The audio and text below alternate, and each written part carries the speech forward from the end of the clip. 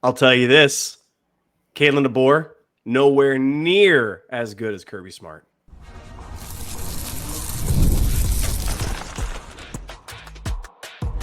You are Locked On Bulldogs, your daily podcast on the Georgia Bulldogs. Part of the Locked On Podcast Network, your team every day. What is up, everybody? Welcome back to the Locked On Bulldogs podcast, part of the Locked On Podcast Network, your team each and every day. He is Clint. I am Daniel. Today's episode brought to you by our friends over at Game Time. Download the Game Time app today. More on Game Time in a moment. If you are here with us, thank you so much for being here. If you're checking us out on YouTube, go subscribe to the audio podcast platform of your choice. Make sure that you're downloading the episodes, subscribe, follow, and vice versa.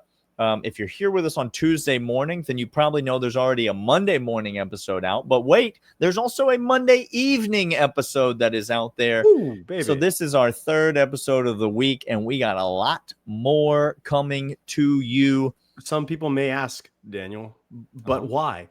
And I just tell them, it's Alabama week. Do you need an excuse? Get your mind right. Thank you. If it's not, and we will continue to get our minds right. Okay? Alabama fan in the comments, by the way. Yeah. So glad you're here. What's the one guy's name? Oh my gosh. Oh, Hi. gosh. Randy? No, not Randy. Is it Randy? It might be Randy. We missed you from last year. It's so good to have you here. So many of you all off season have been talking about that belt that you're planning on. We did not hear a ton from you after week one. I will say that. Do you remember when Tommy Castellanos took off the belt? But all that's behind you. It's definitely true that Mike Norvell's not better than your coach. And so you're back, and we're excited to talk to you. I'm happy because it's Georgia-Alabama week, and this will definitively be the only time these two teams match up this season. Oh, yeah. I can say that for sure. So excited to have you. Hope your stay in Athens is a pleasant one. Where do you want to start here? We got three segments we're going to jump into. You teased Kalen Deboer in the open, and I just teased that Mike Norvell is a better coach than Kalen Deboer. Remember when they tried to hire Mike Norvell and he turned him down? It wasn't just Dan Lanning that turned him down. They tried to hire Mike freaking Norvell, and he said, "I'd rather go 2-10 at Florida State than move to Tuscaloosa." Wow. And we all were like, agree. There's no flaws in that logic. There are two places in America that you would literally have to take my salary and multiply it by 10 to get me to even consider living. Alabama is one of them. The other is South Dakota. And wouldn't you know, the moron you have calling the shots chose to live in places he wants to live. Those are the only places he's interested in. All right, let's talk about Kalen Deboer. I'm going to give a general big swath here, and I'm going to let you come in and fill in the particulars, Clint. What we're here to talk about is Kalen Deboer's record as a head coach on the road. Alabama fans, are you ready? No, I don't think they are, if I can. Okay. The old Google AI overview says, and I quote, Clint, I quote, Kalen Deboer's early road record as Alabama coach has been, in a word, problematic. No. So Google's on to that there may be some chinks in the armor when it comes to Kalen Deboer on the road. Most recently, obviously, we have the loss to an unranked Florida State team and a Boston College quarterback who ran his mouth about you. Yep. And then outperformed even his mouth running. Like he did better than he even predicted in when he was getting loose pregame. But that's not the only instances of Kalen Deboer's struggles on the road, Clint. To say it's been problematic is probably a bit of an understatement. I think so. look, Kalen Deboer, if you go back and you look at his coaching, not only you're talking about South Carolina, you're talking about Florida State. I'm sorry, not South Carolina. I meant South Dakota. You're talking about South Dakota, Fresno you're about State. Washington. Yeah, exactly. These are the places in which record wise and taking a big back picture, you look at who he had successes with, Daniel. It's really interesting to me that people want to talk about his successes at Washington and how great and glorious he was. Back-to-back weeks at UCLA, at Arizona State. And this is pre-Arizona State actually turning a good system around, Daniel. A good team, good coach, good quarterback. That's before all of them. Arizona State, UCLA on the road, not too far from Washington. These are the losses that we're talking there. We're talking Florida State, Fresno State. I'm not going to really go into that too much. I am going to go 2024 Alabama, the most recent ones. And if you start looking at these games, Daniel, the most notable of them, Vanderbilt. Now, Vanderbilt today is a whole unit. Oh my gosh, Vanderbilt is. Can we say they're in the top half of the SEC, Daniel? Would that be fair to say? Would you agree to that? If Vanderbilt and LSU played on a neutral site today, I would bet on Vanderbilt on the money line. Period. That's not us trolling. That's us looking at the game. If you want to take it as a troll, take it. That's fine. I don't care. Vanderbilt at Vanderbilt in Nashville. Now, here's why that's so 35-40. Here's why that's so interesting to me. Vanderbilt's a good squad. I get it. I understand. But it's Nashville. We've been in that stadium, and there were far more geriatrics patients than there are any other type of fan in that game. stadium. Was 85% Alabama fans, by the way. 85% Alabama fans. Okay.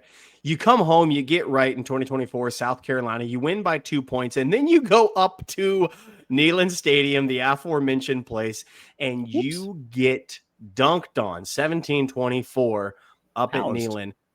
Housed. But that's not all, Daniel, because then later in the year, to go ahead and put a cherry on it, you go up to Norman, Oklahoma, and you score only 3 points and you lose 24-3.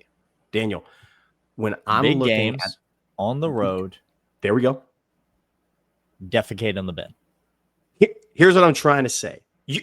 When you have a bunch to prepare, Washington, you had all the time in the world, not a bunch of good teams. You still couldn't beat the bottom feeders of your conference. Teams that if they were in the SEC would become the new Mississippi State would be talked about in glowing light compared to them. We're talking big spots, big games. With momentum shifting, you can go ahead and change the trajectory of your entire season, the narrative of your entire season. Climb up the entire way. And instead of doing that, you absolutely let it slip right through your hands because you get scared. I'm so scared. I just get scared. He just gets so scared is all. And then you can't get out of your own way. That's Kalen Deboer's system. When he's in over his head, he don't got a fighter in him to fight out of it. If it's going bad, it's going to keep going bad. And he has been elevated. Even last year, the 3 losses on the road. He was elevated even to be keeping those games somewhat close by the skill and the talent around him, not the other way around. Typically, coaches want to elevate their teams to rise up to their level.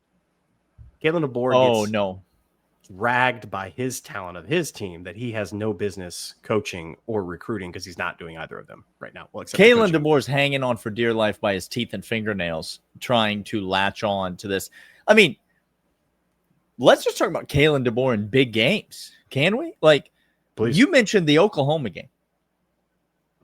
College football playoffs on the line, and everybody knows it. Correct. Everybody knows the college football playoffs on the line. And he doesn't go out and lose the game, Clint. Embarrassed. He scores 3 points against an Oklahoma team, by the way, last year that couldn't fight their way out of a paper bag. They were bad. You know, Kalen Deboer is Oklahoma's swagger they have this year. It started in that game when they beat up on you and dunked all over your face. Shaquille O'Neal'd you as a backboard. That's when they went ahead and got that upward trajectory that is going. Well, you can peg that same thing to Vanderbilt, Clint. How do you think Diego Pavia got his groove back? It wasn't just beating Hugh Freeze. Nope. It was over and over and over again what he was able to do to that Alabama defense. And heck, what about the home game against Georgia? Not taking anything away from the fact that you won the game. You beat us. Correct. You get up 28 points in the first quarter. And then what does old Kalen Deboer do? He hangs on by his teeth and fingernails for dear life as Georgia comes all the way back and takes the lead. And he needs an absolute Hail Mary miracle in order to win the game. No, it wasn't necessarily talent. It was a play that was ill-timed and a couple of weird missed tackles. It was coaching in the same way that Butch Jones coached them to that Hail Mary when he looked down and he saw a cross written on his sneaker. He saw it. He saw it. He knew. Kalen Deboer is a liability, and he's the best coach Alabama could hire. These are facts. These are not opinions. No. These are facts. Let's talk about the rosters, the players on the field. But first, these. And these are square. Hey, everybody, guess what? Neighborhoods rock. Neighborhoods are awesome. And neighborhoods get out in the neighborhood and get you some Texas toast. Oh my gosh. And if you want to wear that Texas toast, you can. Get it on down from Mary Beth. If she wants to sell it to you and you want to put it on as a hat, you go ahead and do so, because Square is going to be behind you. Coffee shops know you, or your order by heart. The Corner Deli has been serving the community for decades. Square is there. Fantastic. Spending money there doesn't just help support the business. It supports the people behind it and the community you have. Sure. These local spots feel like home. Square is a proud partner of over 4 million neighborhood businesses around the world. You can go to square.com/go/lockedoncollege to learn more. But before you do, go support your favorite neighborhood spot. You'll be happy you did. Square, see your neighborhood, but that's not all, Daniel. We also want to let the people know over about Game Time. Game Time is great. Daniel and I love them. You should love them too, because if you need anything, Daniel, like a ticket on Saturday to a football game kicking off about 7:30 Eastern, then you need Game Time. It's back. Couldn't be more excited. Tickets gets cheaper the closer you get to kickoff. That's why we use Game Time. Best prices, no surprise fees. What you see is what you pay. Love zone deals. Pick if you go in and you pick where you want to sit, you're going to see right from the app where you're going to sit, and you're going to have zone deals. They're going to pick to you the row and the seat, but it's going to be within a price that's going to fit what you need. Take the guesswork out of buying college football tickets with Game Time. Download the app, create an account, and use promo code LOCKEDONCollege, $20 off your first purchase. Terms apply. Again, that's promo code LOCKEDONCollege, $20 off. Swipe, tap, ticket, go. Download Game Time today. All right, Clint, let's jump into this matchup against Alabama. Let's start our conversation with Georgia on defense. All right, and then we'll switch over to Georgia on offense in the second segment, or in the third segment, sorry. But right now, let's talk about this Georgia defense. I don't think it's a stretch to say, Clint. Now, you know me, always being negative. Also a Georgia homer. Too positive. Way too positive. Way too negative. Just Disney dog. That wasn't bad. Disney dog. I don't think it's a stretch to say that the Tennessee wide receivers, especially Brazel, had themselves quite a day against this Georgia secondary. We made that guy Brazel look like he was the freaking second coming of Jeremiah Smith, the unquestioned best receiver in college football by 100 miles. He's that much better than Jeremy Bernard, who's the best receiver on Alabama's team. He didn't stutter. If Brazel had that good of a game, and Tennessee quarterback had that good of a game, all of a sudden now here comes Ty Simpson, a guy that we think is a good quarterback. Yeah. here comes Ryan Williams and Jeremy Bernard, two guys that we think are good wide receivers. Yes. Am I crazy, Clint, to think that certainly the Alabama wide receivers are going to feast against a vulnerable Georgia secondary in this game on Saturday? Why would I not think that? I'm going to give you a whole bunch of context to these two things. I quickly want to go over Brazel, who, by the way, in last year's matchups to this year's matchups, his Pro Football Focus grading, he improved 12.7 points and 19.7 points in the first couple of games in the season. We'll do that to you. Georgia, playing Georgia will make your grade go way up. Draft stock through the roof when you play Georgia. It wasn't great what we're able to see him do. He improved 2 full letter grades above what he was last year. Okay. That's normally good. Now, I say that to tell you that if you watched the game against Tennessee, which you did, I understand that. You came away thinking, who are these corners and who are these safeties? Daniel had the same exact questions. Dalen Everett played fine, but the rest of the secondary, KJ Bolden had glimpses, but even he was a step behind. Bad moments. And I'm going to tell you what I've seen from Alabama. I'm first going to go to Tennessee, and then I'm going to apply that to what I've seen in Alabama's passing attack against secondary so far. Against Tennessee, the thing that we saw constantly over and over and over, we did not get home against Joey Aguilar. He was not pressured as much as we would like to have. And the up-tempo kept us on our toes, and we were running after crossers all game long. Now, here's why this is really important, because 2 things give us a little context.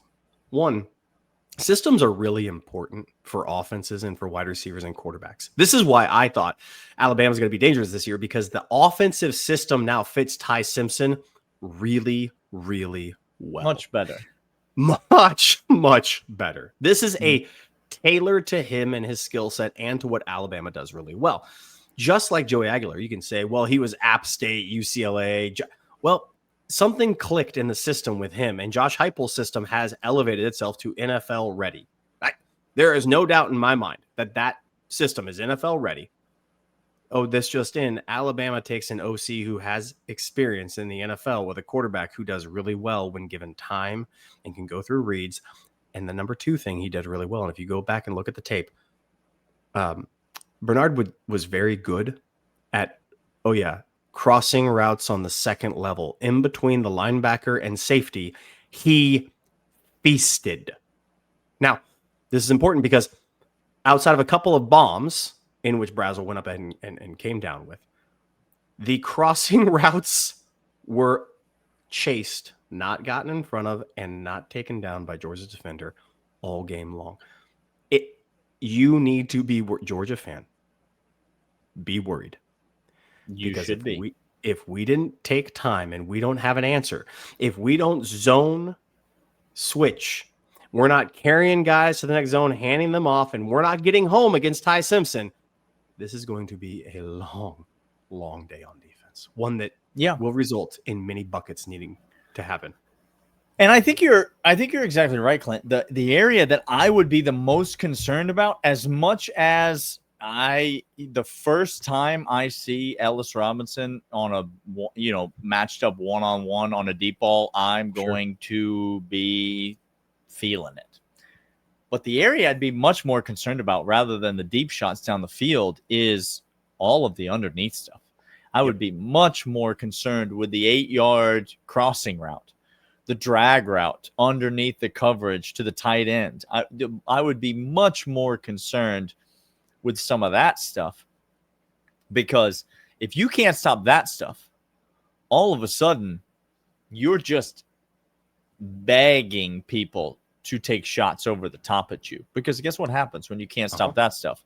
Those safeties coming on down. They got to get down there, because every play, guess what? They're sprinting to try to make the tackle on a guy that's catching it in space with an opportunity to run. And the more those safeties start moving downhill, the more that you're going to be able to throw it right over the top of them. If it's you're in the man coverage, stuff. yes. If you're in man coverage and you're chasing, you're losing. You're dead. We were in man coverage a lot, and we couldn't get home. and we were chasing and we were losing most of the time against Tennessee. Big time. So it is an area of concern, and it is something that Georgia fans, I think, should be nervous about. Obviously, the health concerns on the offensive line have been something we've been worried about during this bye week. Sure. In the secondary, it's not the health concerns. No. We got healthy guys. Problem is none of them can play. So during this bye week, we better have had a lot of coaching and a lot of development, and we better see some guys who have been put in positions to succeed much more effectively by Glenn Schumann and Kirby Smart in this Georgia defense, or Georgia's going to be in trouble.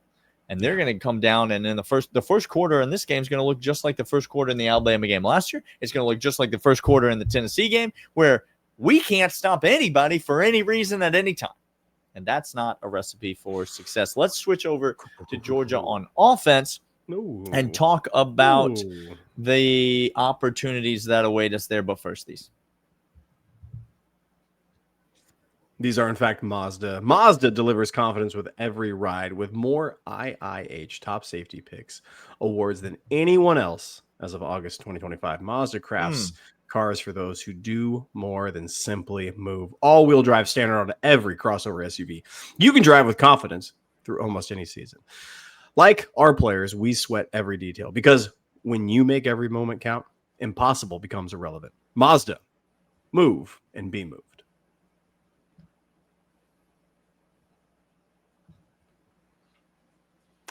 Let's talk about Clint. that Georgia offense now. Gunnar Stockton, Nate Frazier, McCray, Oscar Delp, whole litany of wide receivers against this Alabama defense. Daniel, I gave you the answer to what I thought was going to be a big problem. If we can man up the wide receivers, I'm feeling mighty, mighty good about our defense's success against Alabama on Saturday.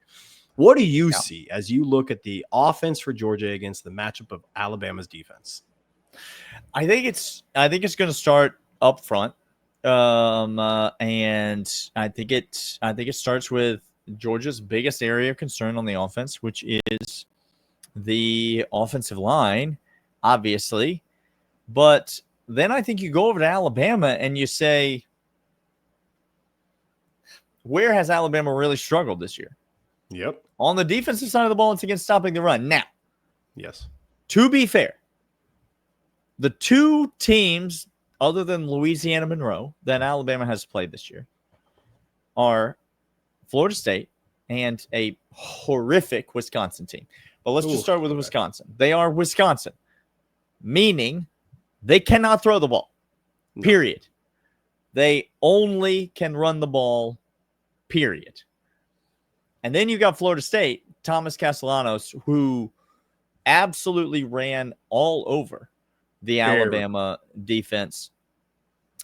Did not really make a ton of hay throwing the ball because they simply did not have to in that game. So you could say the front seven is a relative weakness. Stopping the run is a relative weakness for this Alabama team.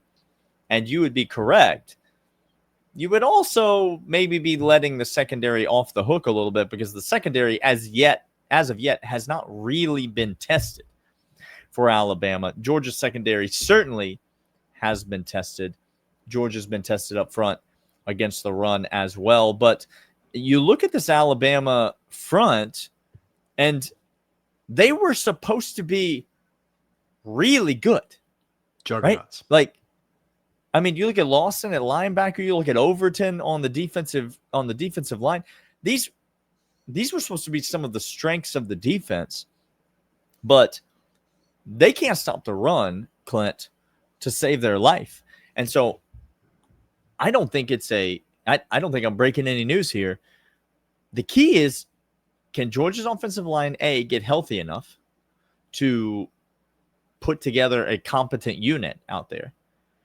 But primarily, it's not even about protecting Gunnar Stockton, although that's going to be really important. Primarily, it's about creating holes and establishing the run game and controlling the line of scrimmage on the offensive side of the ball, the way that teams have shown that they can have success doing against Alabama this year. And I'm not just talking about Florida State. I'm also talking about Wisconsin. At times in Tuscaloosa, able to have some periods of success running the football. I think that's going to be the number one key for Georgia offensively, establishing the run and controlling the line of scrimmage by gaining yards consistently on the ground. If Georgia does that, Clint, I don't want to say they cruise to a win, but I think they win this game pretty straightforwardly. Yes, Daniel, you have distilled down, if you will. You've taken a whole bunch of ingredients. You've put it through a whole bunch of loop-de-loos. You've heated it up, and what have come out has been a glorious tasting concoction for you to consume, is what you've done. You've distilled it down perfectly.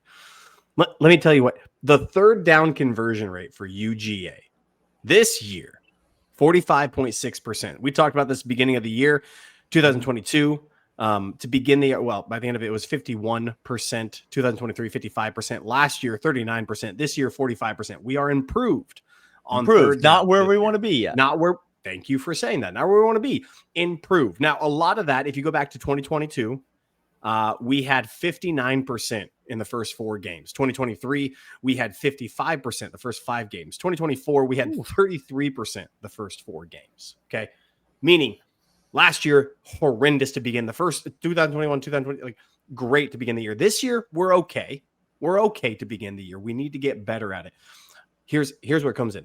Alabama, if you look at their metrics for their defense, and if you adjust it for who they're playing, they have a bend, don't break mentality. They're going okay. They can keep on schedule. They can keep ahead of the chains on defense until all of a sudden third down. They suck at third down. They suck in the red zone. If you give them a little taste and you as an offense are not successful on first and second down, they'll let you get back into it on third down in the red zone. If you're successful on first and second down, if you're ahead of the chains, you have a success rate that's really high on those downs. You get more than 4 yards on first down. If you're sitting at 3rd and 2s instead of 3rd and 7, if you're ahead of the sticks, this Alabama defense will absolutely fold. They don't have the dudes to do what they do. They stink on third down. If you are in manageable third down, if you have first and second, like you've already said, if Nate Frazier, Dwight Phillips are averaging a 5.56 yards per carry, Daniel, we are on rhythm. We're on schedule.